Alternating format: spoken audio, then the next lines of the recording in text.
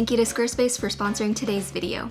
Hey everyone, it's Amanda, welcome back. I am very excited for this coming month for a multitude of reasons, which I wanted to talk quickly about because there's a lot of updates. So first of all, I am very excited to announce that yes, we are doing a 2022 doodle planner. I've been getting so many questions about whether it's happening, when it's happening, all of that. I'm gonna be posting an official reveal and announcement video within the next couple of days, so that's how soon you guys will find out about it. And I'm so excited for it. I put in so much work into this year's planner. I will give you guys the tiniest sneak peek or hint right now. Okay, do you see it?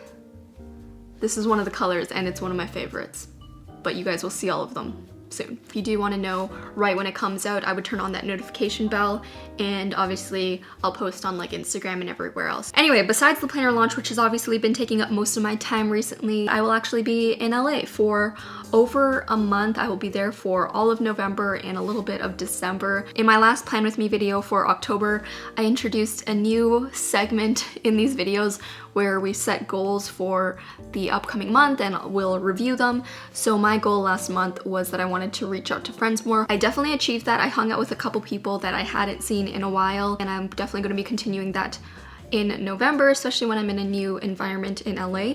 But for November, I think my goal obviously is to have a smooth, successful launch for the doodle planner and try not to get stressed out about things that I can't control, which always happens during launch. Over the past 2 or 3 years of doing Shop Amanda HD, I've learned that there's always something that goes wrong during launch days, and I have come to realize that sometimes you can't control it and you just need to problem solve versus, stressing out over what could have been or what I could have done better. So that's my goal for this month. Let me know what your guys' goals are for November in the comments below, and whether you achieved your goal from last month if you left a comment on the video. And again, it's just our way to keep each other accountable, so encourage each other in the comments. I'm sure you guys want to see all of my spreads for this month and get into the setup, so let's go.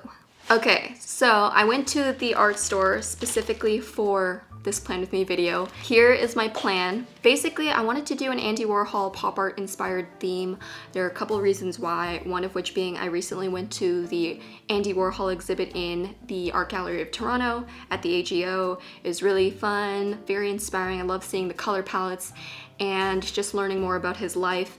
Two of which being I've always just loved the pop art era. I think it specifically spoke to me a lot because it combines art, graphic design, pop culture, and aesthetically it's just very distinct from any other era in art history. I think that's pretty cool. So I wanted to do that for my bullet journal, and of course originally I was gonna do what I normally do, which is just doodle things in my bullet journal that were kind of inspired by the era, but I wanted to make things more difficult for myself because I always do that to myself.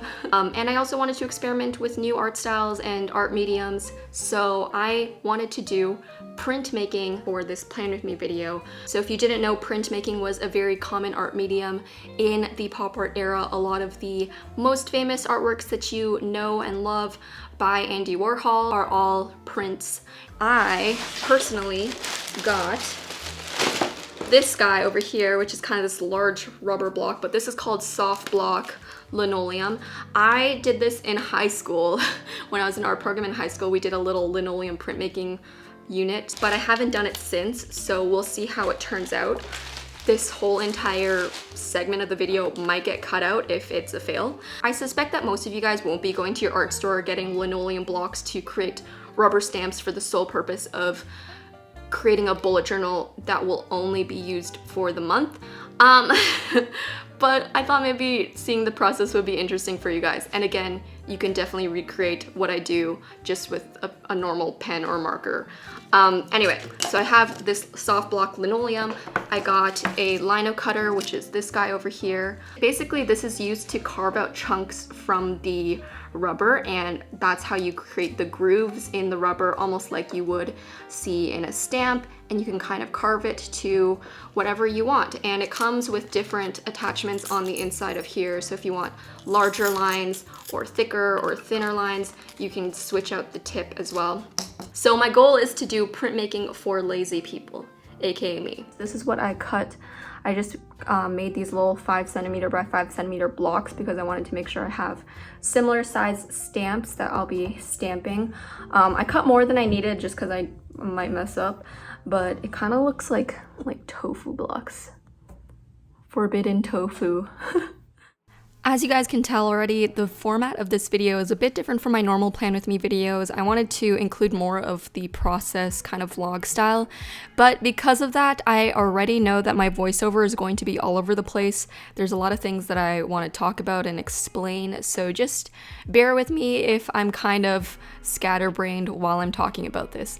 But anyway, as you can see, I am just sketching out each stamp block on the soft block linoleum, and I just used a regular pencil for this, and then I'm using the lino cutting tool just to basically carve out anywhere that I don't want a line. So for this, it's kind of tough because you have to switch your brain. Instead of carving out the lines that you want, you have to cut the negative spaces, unless you want it to be flipped and inverted, but essentially we're just scooping out the parts that you don't want ink to get on your stamp. So I tested it out using a regular stamping block. Usually with printmaking, especially on linoleum or on wood blocks, you would use a roller with ink, which I did get, but luckily these little squares that I made were small enough to fit on my ink pad, so it just made it way more convenient for me. I know the process looks very intense and intimidating from the outside. There's all these new materials and tools, but I promise it's actually quite easy and simple, especially once you get the hang of the pressure that you need to use. And it gets really fun and relaxing once you do kind of get into the groove. I actually initially was only going to make 1 or 2 of these for the setup, but I was just having so much fun that I ended up making 4. One quick note, if you are going to try this out, just make sure you're being safe because that is a sharp tool and you are working pretty close to your fingers. But I really do think the hardest part about this whole process is honestly just obtaining the materials and tools needed, because obviously these aren't materials that everyone has readily available in their household. But once you do have them, I feel like it's pretty beginner friendly. There's a lot of room for error because even if you make some mistakes while you're carving, it just kind of adds more character, because I made a couple mistakes, but then when I tested it out on the stamping block, I was like, wow, this actually looks really good. I love the slight imperfections, and there's kind of like a line quality that you're able to get that you wouldn't be able to get by just drawing with a pen or a piece of paper. You guys will be able to see what I mean once you see it stamped, but especially in the background, there are a few marks of like where maybe I missed a spot, but then it would show up in the print and it looks almost dynamic, and I just love those little imperfections. If you did want a more clean look, you can kind of cut around the shape like I've done here. This is one that I did on my free time after I finished the setup. It wasn't even one that I used for my bullet journal, but I was just having so much fun. And the good thing is that I'll literally have these stamps forever, so you can use them infinitely. Okay, so I have finished my little printmaking blocks. I did 4 different ones. I did a banana, which is very classic Andy Warhol.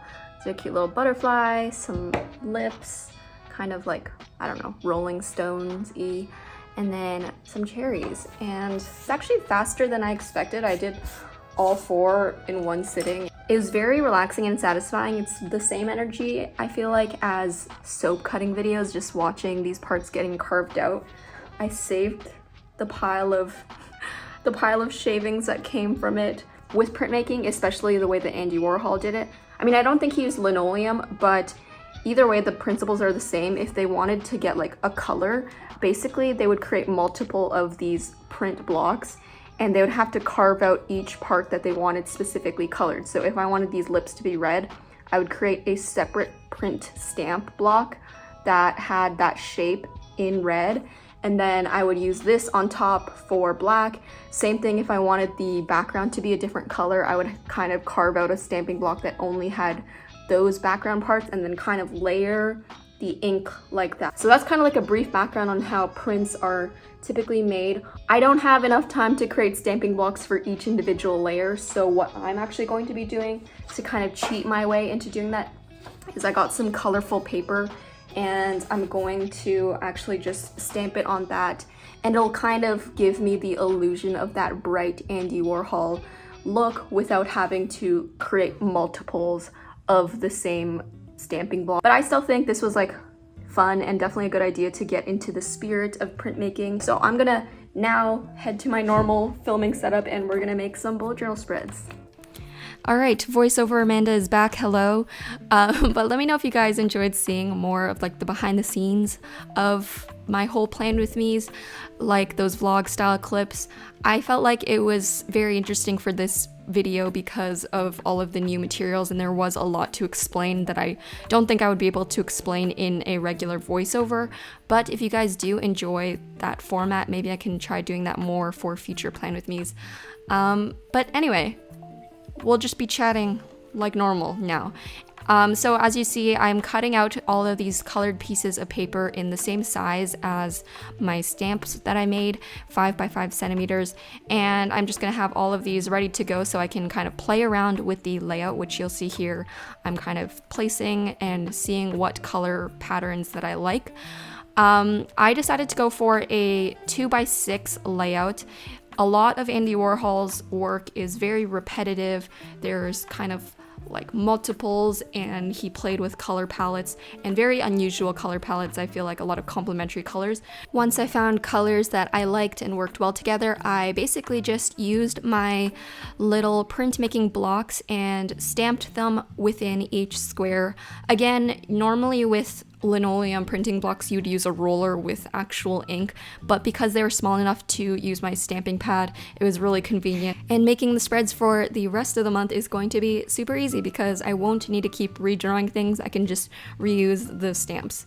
So as you can see, I am coloring in the inside of the outlines with paint markers. These are the Archer and Olive acryligraphs. Like I mentioned previously, in traditional printmaking, you would typically make different blocks for each block of color. So in the banana example, you would have a stamping block for the blue background, and then you would have, you would layer on top the yellow, and then you would layer on top the black. But because I was too lazy to make 3 stamping blocks for one image, I came up with this method, which I'm kind of proud of this. I feel like it's a lazy person's method of printmaking. I mean, it's essentially just coloring in the lines with a paint marker, but I do feel like it looks pretty true to, you know, how Andy Warhol's prints looked, and definitely a very efficient use of time. So I am very, very happy with the way this turned out. I love the way the prints look. I love the little imperfections. Like I mentioned earlier, you see some of those black marks from the background, but I do feel like it adds this almost like Keith Haring-like look to it as well. And I didn't want to just reproduce an Andy Warhol piece exactly like if I had just, you know, redone the Campbell's soup cans or the Marilyn Monroe piece. I wanted it to clearly reference Andy Warhol, but then bring in some of my own ideas and imagery. So the cherry was my own doing, and then the butterfly as well. And then of course, I just took a lot of inspiration from his Velvet Underground pieces with the banana and the lips, which are very iconic works of his. And in general, just his bright complementary color palettes, I feel like are a key factor to defining his look. I also definitely took a lot of inspiration from Roy Lichtenstein's artwork with the very dark, bold black outlines and the bright comic book-like color palettes. I did just want to mention that if you want to recreate this spread but you don't want to create linoleum printing blocks, I feel like this is pretty easy to recreate with just a very thick black fine liner and some colored markers.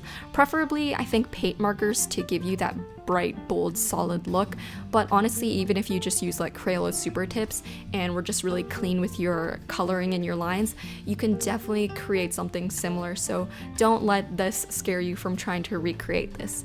On the other side of the spread, I have a quote that says, "You need to let the little things that would ordinarily bore you suddenly thrill you." And this is a quote from Andy Warhol himself. Besides being a good motivational quote for everyday life, it's also a great way to describe the pop art movement in general. Every art movement in history is just a reaction to what came before it, and before pop art was seen as something for the elite, and pop art really wanted to challenge the traditions of fine art by using images from pop culture, advertising, and just everyday objects. Traditionally, art and painting was done by craftsmen and someone who would spend days and months creating one single unique piece, but pop art used mechanical means of reproduction, aka printmaking, which almost poked fun at the traditional methods. So it was a movement that definitely revolutionized modern art, and I think Andy Warhol specifically was such an icon in that and in pop culture as well. Alright guys, before I show you the rest of the spreads, I wanted to quickly talk a little bit about today's sponsor, Squarespace.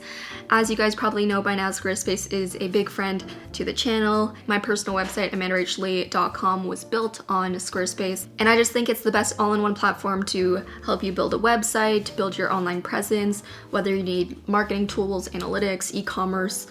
They have it all covered and they make it super easy. So if you're someone who needs to showcase your work or portfolio, then Squarespace has tons of customizable gallery layouts that will automatically format for you so that your images will always look right. They also have features like automatic image scaling, Squarespace member areas, as well as their e-commerce platform in case any of you guys have a side hustle and want to sell stuff. And of course, they have tons of beautiful templates for you to customize and use, which makes it really easy if you don't have any web design experience. So if you guys are interested in trying out Squarespace for yourself, you can head to squarespace.com/AmandaRachlee for a free trial and for 10% off your first purchase of a domain or a website. So thank you again to Squarespace for sponsoring this video, and back to the spreads.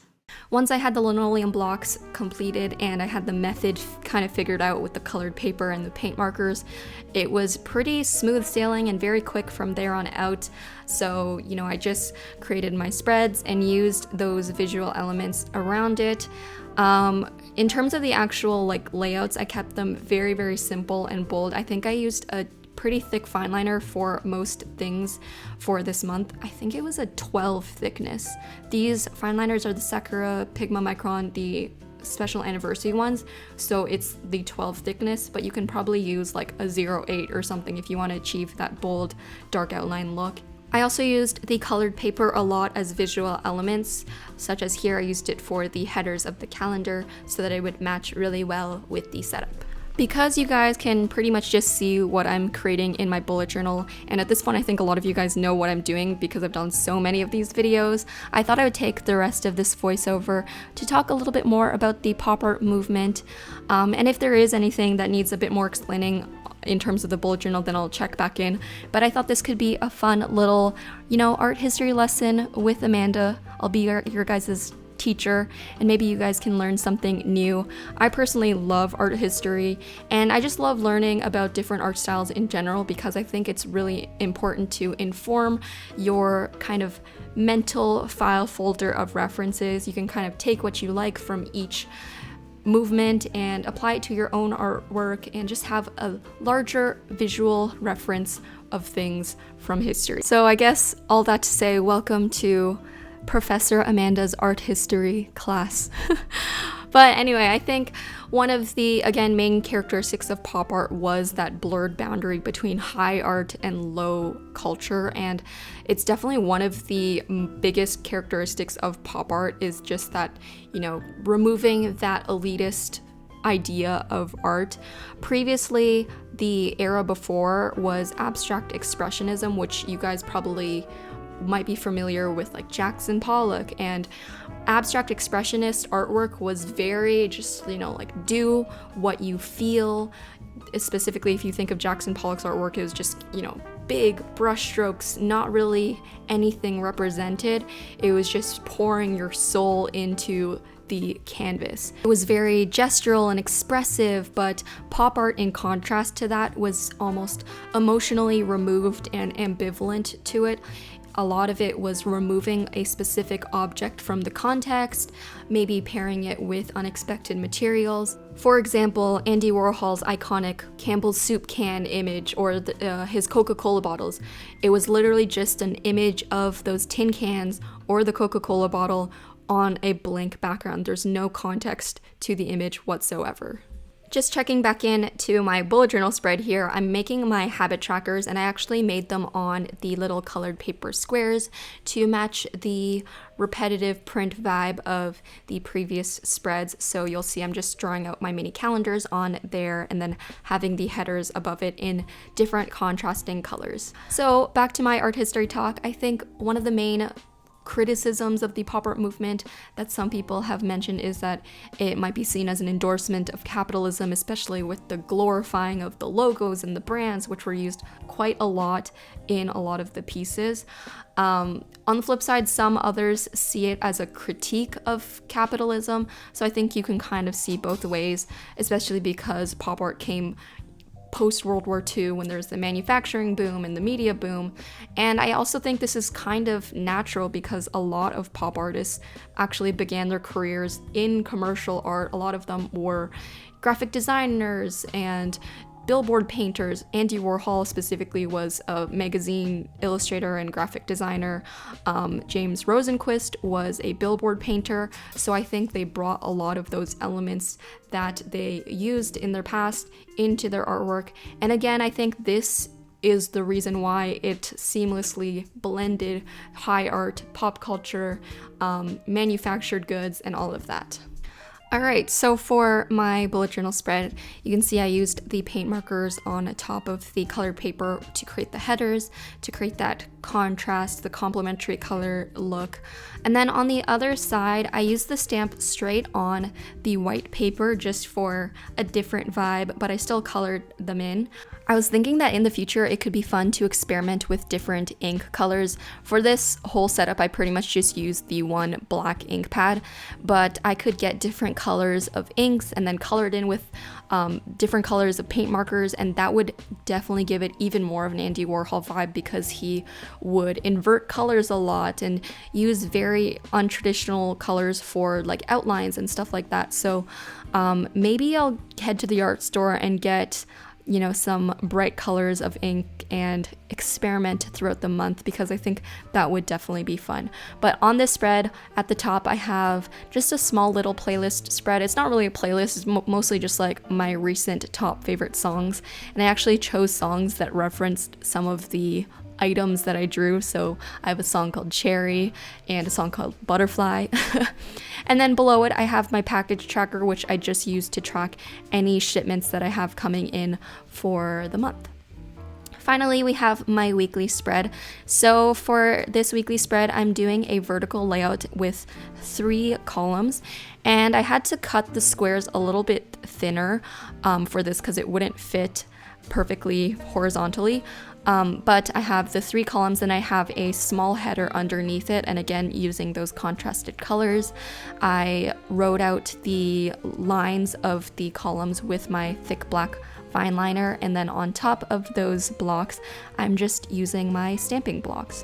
So again, because I had to make it thinner, there was kind of some overlap, but I did kind of like the look of like the cut off, overlapped, kind of messy vibe to them. So I do like the way that this spread turned out, and I think I'm gonna have a lot of fun playing around with these visual elements throughout the month. I'm honestly just so excited. Like, this felt like such a fun art project to me. It actually felt like I was like back in high school creating an art project, except I didn't need to worry about being graded or anything, which obviously makes it way more fun. I went back to the calendar spread and just filled in some of those blank spaces with the stamps straight on the white, which I think adds a nice contrast to the other side. But anyway, here is my final flip through of my November 2021 pop art Andy Warhol inspired bullet journal setup. I hope you guys enjoyed seeing the process and maybe learning something new about these materials or the pop art movement. And I hope you can hear my excitement because I had a blast. Alright guys, so that was my setup this month. What did you think? I can't believe we're coming up on the end of 2021. It's been an interesting year to say the least, but anyway, as a reminder, like I mentioned at the beginning, the 2022 Doodle Planner reveal and announcement video is coming soon, so make sure you stay on the lookout for that. I am so excited. Even if you're not planning on buying the planner, please support, share, because it would mean a lot to me. I think this year's planner is going to be the best one yet.